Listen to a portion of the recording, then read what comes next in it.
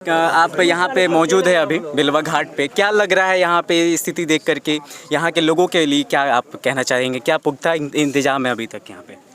देखिए, हम लोग को जैसे ही सूचना मिली जी कि जगह जगह रिसाव जी है बांध में, तो और पानी, जी सबसे पहले तो बांध टूटने का या एक खतरे की सूचना नहीं मिली कि बड़े पैमाने पर किसानों के फसलों की क्षति हुई है बाढ़ के पानी से। तो हम लोग तो इसलिए आए, लेकिन यहाँ जब आए तो मालूम हुआ कई जगहों पर आपको, हमारे संसदीय क्षेत्र में तो ज़्यादा, मधुकोल में तो सुनते हैं टूट गया 2 घंटा पहले, और वहाँ तरियानी छपड़ा में है, मझौड़ा में है, फिर आपको पंडित टोला रतनपुर में है, पिपराढ़ी में, यहाँ बेलवा घाट पर है। ये रिसाव की बातें।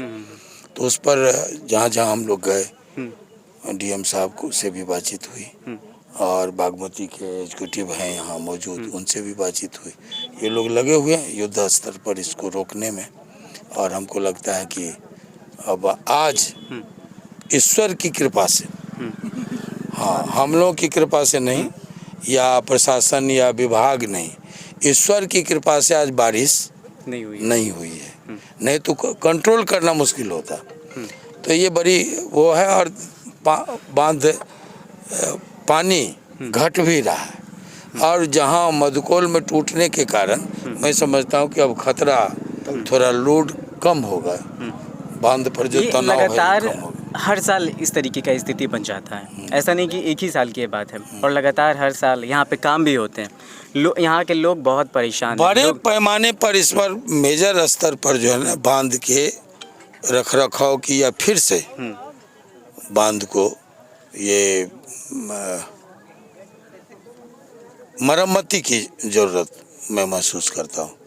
लेकिन काम यहाँ पे चलता है। छोटा मोटा कागज में मरम्मती होता होगा और हर साल होता है, लेकिन वो खाना पूर्ति होता है। एक बड़े पैमाने पर आज से 15 साल पहले, 14-15 साल पहले हुआ था। एक बार फिर ये स्वाभाविक तौर पर ये मांग है कि दोनों तरफ बांध का फिर से मरम्मती बड़े पैमाने पर हो। और जो ये हर साल जिस तरीके का मरम्मती होता है, सुनने में आता है यहाँ पे बहुत ही किसी प्रकार के बोरे में भर देना, मिट्टी दिखता है, वो मिट्टी बह जाता है, बोरा फट जाता है। इस पे क्या कहना चाहेंगे? कैसे ये काम हो रही है? यहाँ की जनता ही बता रही थी, मैं अभी थोड़ा देर पहले यहाँ पे रिपोर्टिंग कर रहा था, तो इस तरीके से जनता बता रही थी कि यहाँ का बोरा ना ठीक तरीके से ठेकेदार काम करता है, मतलब बहुत सारे शिकायत भी कर रही थी। तो उसको कैसे ठीक किया जा सकता है?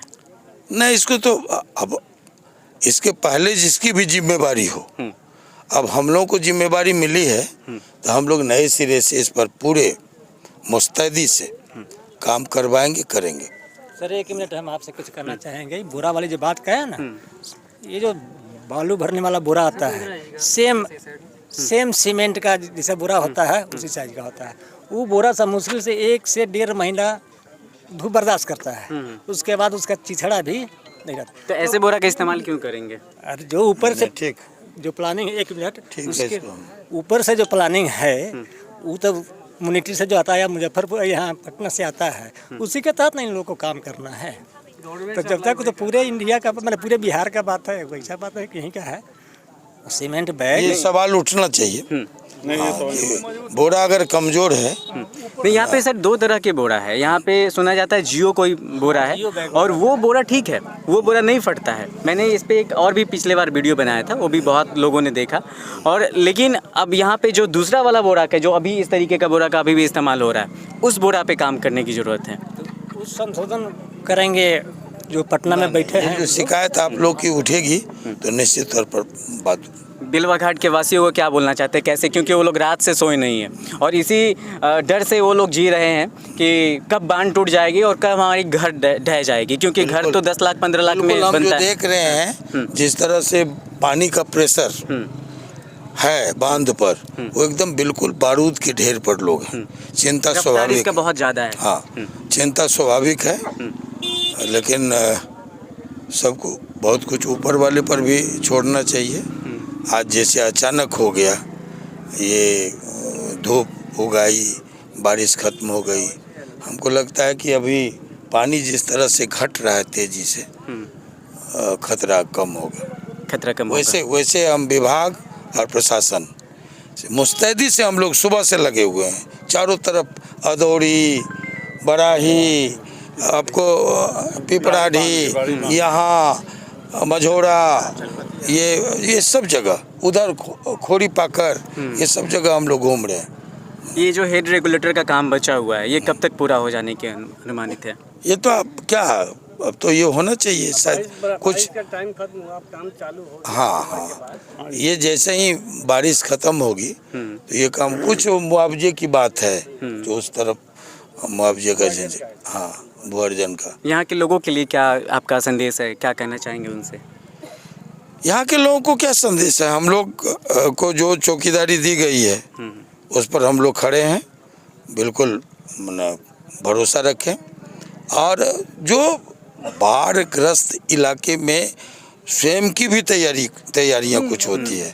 जैसे हम लोग कोसी से आते हैं तो कोसी के इलाके में हम लोग मुस्तैद, जैसे पानी आया बाढ़ का कहीं दूर दूर तक वो नहीं है, लेकिन हमारे बुजुर्ग अलर्ट कर देते थे, तैयार रहते थे।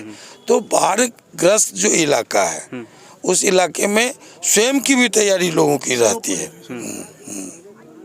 और यहाँ पे पर्यटक स्थल भी बहुत बढ़िया है। यहाँ पे जब भी कांवड़ जब भरे जाते हैं तो यहीं से पानी उन्हीं भरा जाता है, तो इसको और अच्छा बना सकता है। लोग जाते हैं मरीन ड्राइव। लवली आनंद पिछली बार जो आई थी, अभी जो कांवड़ उठा था यहाँ, तो उन्होंने कहा था कि सुल्तानगंज के तर्ज पर यहाँ धर्मशाला ही नहीं, ये सौंदर्यीकरण होगा और इसको बढ़ावा विस्तार दिया जाएगा।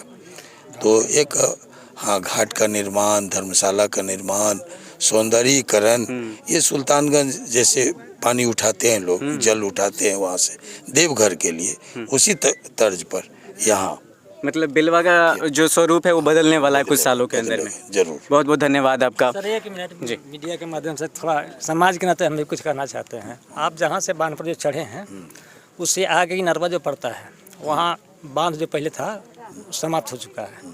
वहाँ से लेकर महावीर मंदिर तक ये प्राइवेट ज़मीन में हम लोग पहले इसको मनरेगा से अपना सुरक्षा के लिए किए। धीरे धीरे उसको हर साल लड़के झगड़ के किसान से या प्रेम से ही करते गए, उसको विभाग के लोग जमींदारी बांध घोषित कर दिया।